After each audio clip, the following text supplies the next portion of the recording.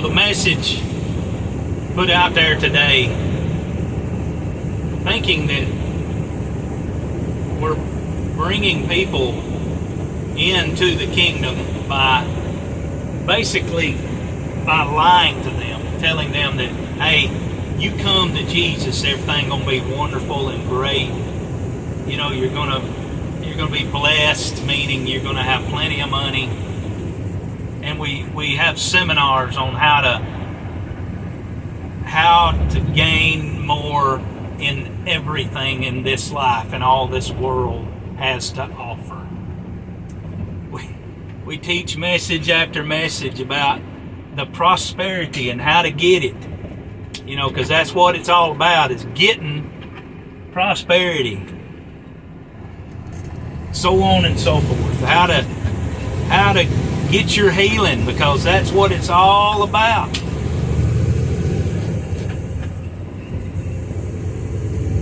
And there Paul is talking about how he takes pleasure in and he rejoices in, and he boasts in his weaknesses and in the insults and needs and so on and so forth, for the sake of the Messiah. He is participating in the fellowship of the sufferings with the Messiah. And yet, we said in the last video that this is counterculture teaching, doctrine, to what was taught in the scriptures and what Jesus had told us. And I'm not saying we're supposed to go looking for these things. I'm just saying that lying to people and saying that ain't coming, that they're not going to be taught by the Father through these things, you're bringing disillusion to the people.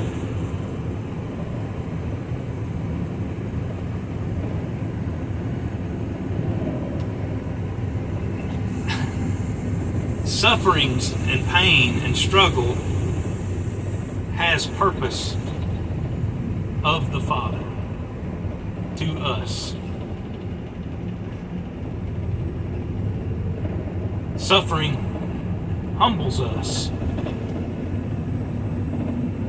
The messenger of Satan that was sent to Paul was most likely working through the leadership of the false teachers that were sent to the church at Corinth that Paul had been there building for nearly 2 years. And he heard about all this stuff that was happening. And that's why he wrote these letters to Corinth, for the things that the false teachers were saying and trying to miscommunicate or tear down Paul, destroy his credibility. If you want to destroy a message, you destroy the messenger first. And so, this suffering from these false teachers and what they were doing to the people that Paul loved dearly, it drove Paul into deep prayer. Remember? It says he pleaded with God 3 times.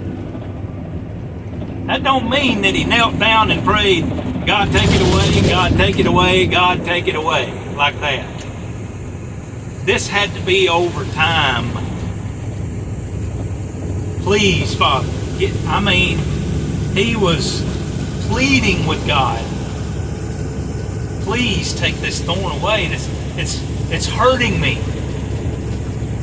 It's destroying the work that you had sent me to do. Now, would God do that? He did that. He did that for Paul, in fact, to buffet him, to humble him, because of the revelations that Paul had received from Christ, the Messiah. The messenger of Satan was sent. And it drove him to deep prayer. It humbled him. There's 2 benefits right there.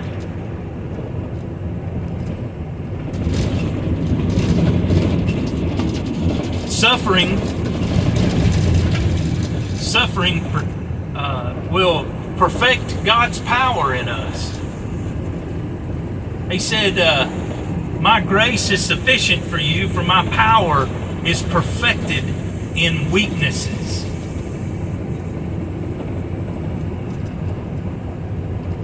That's why Paul could say to that, most gladly then, I will rather boast in my weaknesses. Why? Because the power of God is perfected in my weakness. There's another benefit of suffering. You know, it's only when we realize that we are powerless and weak in and of ourselves that God's power can be displayed in us and through us. All the power is in God's gospel. That's where the power is.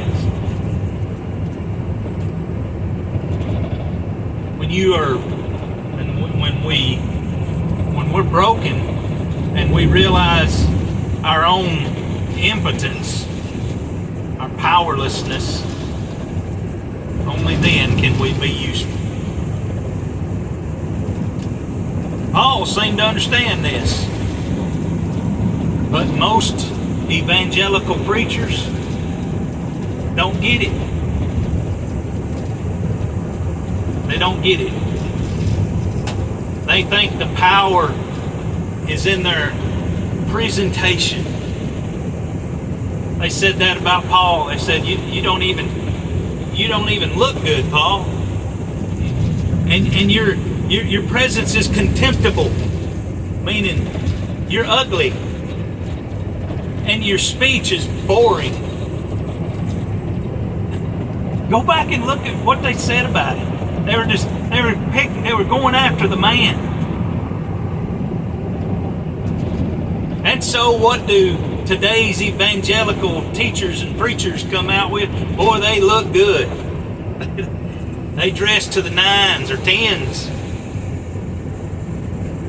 And so they polish themselves and they try to polish their message.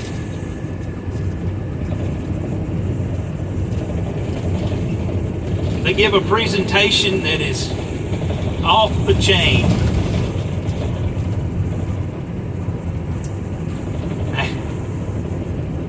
Take everything I'm saying with a grain of salt.